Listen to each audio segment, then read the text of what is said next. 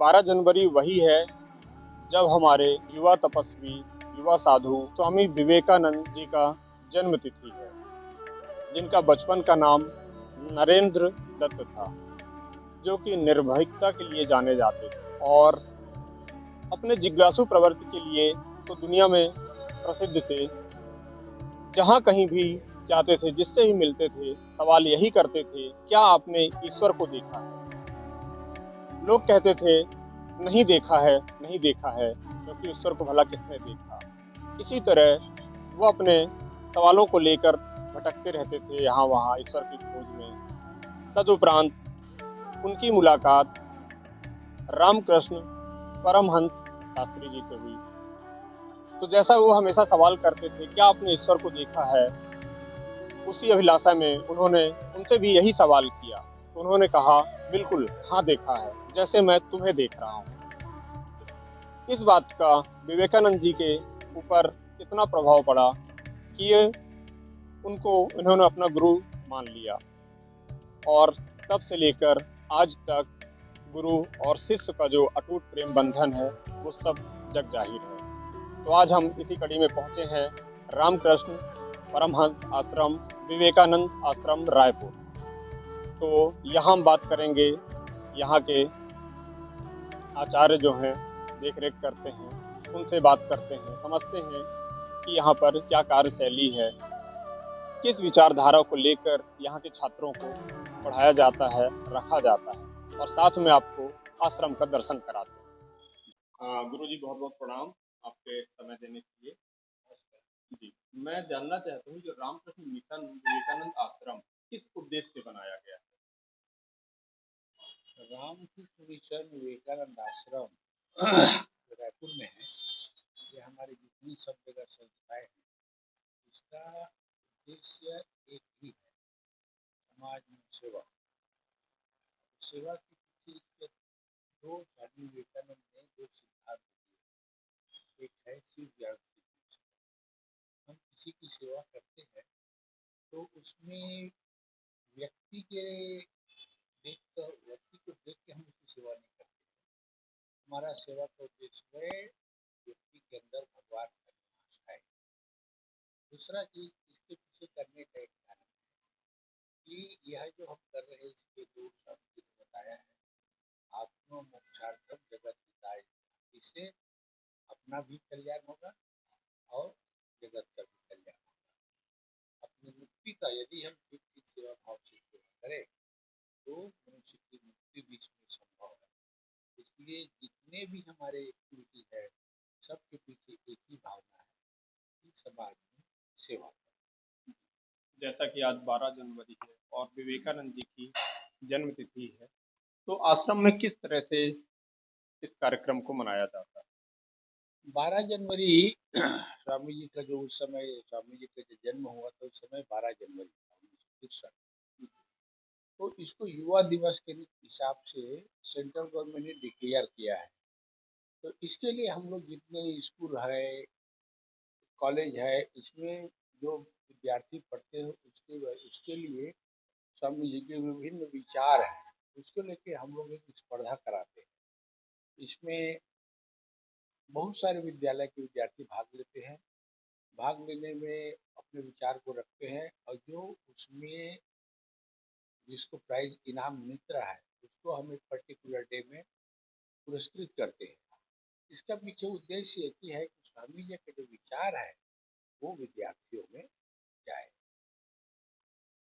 जैसा कि सभी ने सुन रखा है कि स्वामी जी बहुत ही निर्भीक थे, निडर थे और बहुत ही जिज्ञासु प्रवृत्ति के थे। अक्सर जहाँ कहीं भी जाते थे, किसी से मिलते थे, सवाल एक उनका हमेशा रहता था, क्या आपने ईश्वर को देखा है? और निर्भीकता का तो वर्णन मैं कर ही नहीं सकता हूँ, क्योंकि इतने किस्से भरे पड़े हैं उनके निर्भीकता से। आपको समय रहते मैं आगे बताऊंगा भी।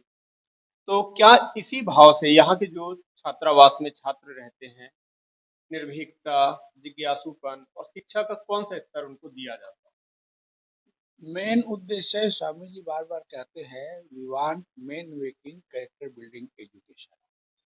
शिक्षा खाली डिग्री लेने से वो स्वामी जी इसको शिक्षा नहीं कहते। स्वामी डिग्री आवश्यक ठीक है, और सबसे पहला चीज है चरित्र का निर्माण कैसे हो। यदि चरित्रवान व्यक्ति समाज में कहीं भी कुछ भी काम करेगा तो ईमानदारी से काम करेगा, उसका पूरा पूरा लाभ समाज को मिलेगा। तो हमारे यहाँ जो दो चीज है, एक तो नैतिक शिक्षा, दूसरा है स्कूली शिक्षा। अब यहाँ हमारे विद्यार्थी जो रहते हैं वो साधारणतः गरीब परिवार से आते हैं, जो पैसा देके पढ़ नहीं पाते। तो उसको यहाँ एक आश्रम से मदद मिलता है, रहने की व्यवस्था, खाने की व्यवस्था, मेडिकल फैसिलिटी, जो भी होता है उसका आवश्यक है, सब आश्रम तरह से निःशुल्क मिलता है। इसमें देखिए बहुत सारे गरीब बच्चे रहते हैं, पढ़ने लगने में बहुत होशियार हो जाते हैं।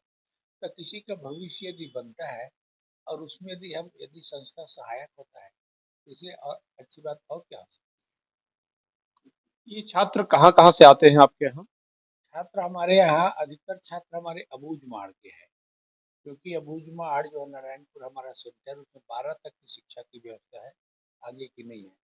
उसके बाद कुछ लड़के जो हमारे रायपुर डिस्ट्रिक्ट के है, महासमुंद डिस्ट्रिक्ट के है, कवर्धा का है, बेमेतरा का है, धमतरी के, जहाँ से जो भी आए। हम लोग कोई कास्ट के ऊपर हम लोग बहुत ध्यान नहीं देते। लड़का होशियार हो, आर्थिक तरह से भी कमजोर है, तो उसको हम लोग यहाँ रखते अभी आपने अबू जमाड़ का नाम लिया, क्योंकि काफ़ी नक्सलाइट एरिया है। आपने बताया था कुछ समय पहले कि वहाँ भी एक संस्था हमारी है।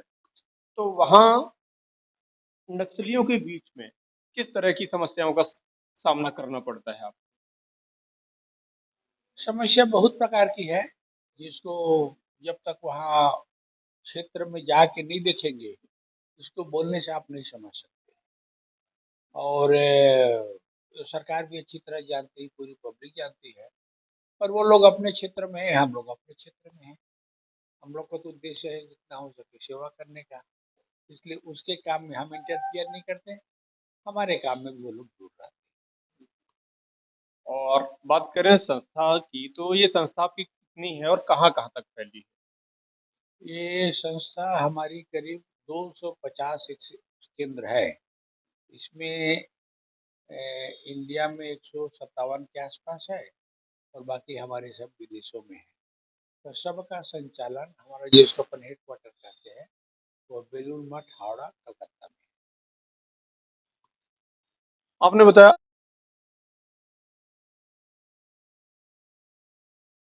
धर्मांतरण का कि लोग आते हैं शिक्षा लेने के बहाने आमंत्रित करते हैं। तो क्या कभी ऐसा आरोप रामकृष्ण मिशन को भी लगा है कि इस भाव से वो काम करते हैं? है। नहीं, अभी तक ऐसी घटना हम लोग के साथ नहीं हुई है। उसका मेन कारण है, हम लोग तो सब धर्म को सही मानते हैं, तो विवाद क्यों होगा। विवाद कब होता है, हम दूसरे धर्म को नहीं मानते।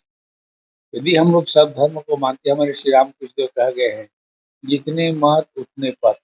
जितने ये सब मत है वो सब ईश्वर प्राप्ति का एक रास्ता है। तो यहाँ पर विवाद ही खत्म हो जाता है, विवाद का कोई सवाल ही नहीं। तो छात्रों की बात करें तो क्या सभी धर्म के छात्र यहाँ पढ़ते हैं? हाँ, हमारे जितने भी विद्यालय है, खाली रायपुर की बात नहीं, जितने भी सेंटर में है, हमारे शेड्यूल कास्ट के बच्चे रहते हैं, शेड्यूल ट्राइब के रहते हैं, क्रिश्चियन बच्चे रहते हैं, मुस्लिम के बच्चे रहते हैं। हम लोग जात पात को बहुत महत्व नहीं देते, बहुत कम महत्व ही नहीं देते। हमारे पास आया है विद्यार्थी है, उसको विद्या देने का है, पैदा नहीं हुए होगे भी क्यों।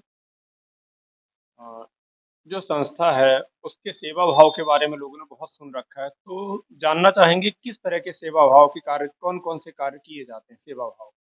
सेवा के अनेक आयाम हैं।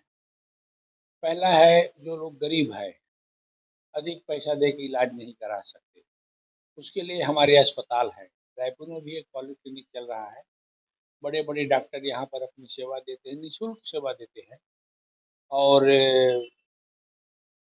स्पेशलिस्ट जो अपने आते हैं, वो पेशेंट को देखते हैं, आश्रम से एक भी पैसे वो लोग लेते नहीं, और हम लोग दे भी नहीं पाते। दूसरी बात फिजियोथेरेपी है आजकल जो बहुत आवश्यक है। पैसे वाले तो कहीं भी इलाज कराएंगे, जिसके पास पैसा नहीं है, आर्थिक दृष्टि कमजोर है, वो लोग कहाँ जाएंगे। तो ये दृष्टिकोण से ये है हमारा पॉलीक्लिनिक, जिसमें एक्सरे का फैसिलिटी है, पैथोलॉजी का फैसिलिटी है।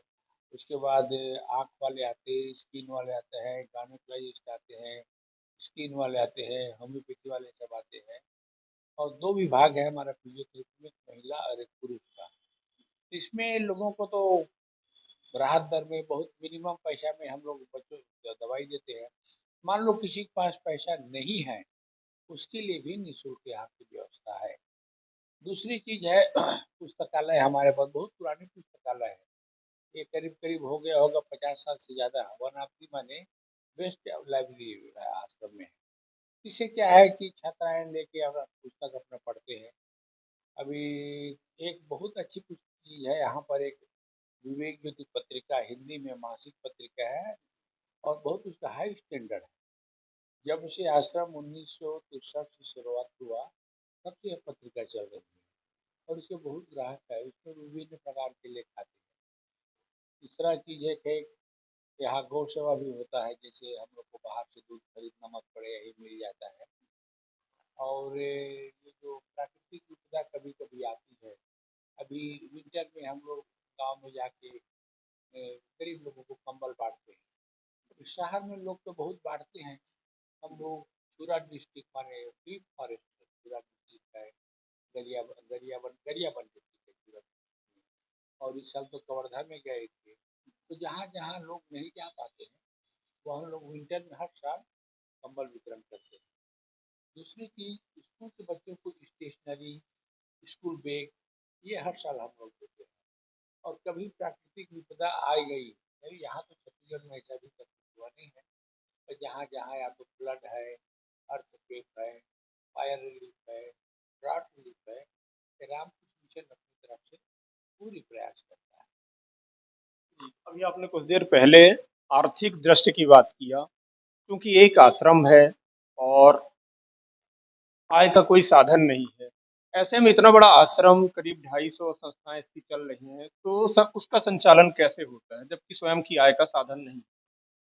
देखिए, हमारे सब आश्रम का एक-एक एक्टिविटीज़ है। कुछ एक्टिविटीज़ है जहाँ गवर्नमेंट से हमको मदद लेनी पड़ती है। इंटीरियर एरिया में है, लोग वहाँ अपने को दान नहीं दे पाते। तो वहाँ पर सरकार हम लोग को मदद करती है और सरकार की भी इच्छा होती है कि हाँ, आप लोग कुछ सेवा कार्य कीजिए। पर यहाँ बाकी जो ये जगह आश्रम जो है, ये प्योर पब्लिक डोनेशन पर चल रही है। और हम लोग का विश्वास है कि यदि ईमानदारी से सेवा समाज में सेवा का काम करेंगे, तो पब्लिक आपको मदद देगी। पब्लिक के भरोसे ये चल रही है। विशेष कोई कार्य हो और पर्टिकुलर एरिया जहाँ आय का कुछ साधन नहीं है, तो या तो गवर्नमेंट हम लोग को सामने से कहती है कि अभी एक तवांग में हमारा एक नया इंस्टीट्यूशन खुला है, माने तवांग माने चाइना बॉर्डर के पास। गवर्नमेंट कहती है कि आप पूरा काम कीजिए, जितना पैसे की जरूरत हम आपको देंगे। वैसे जगह में हम लोग करते हैं।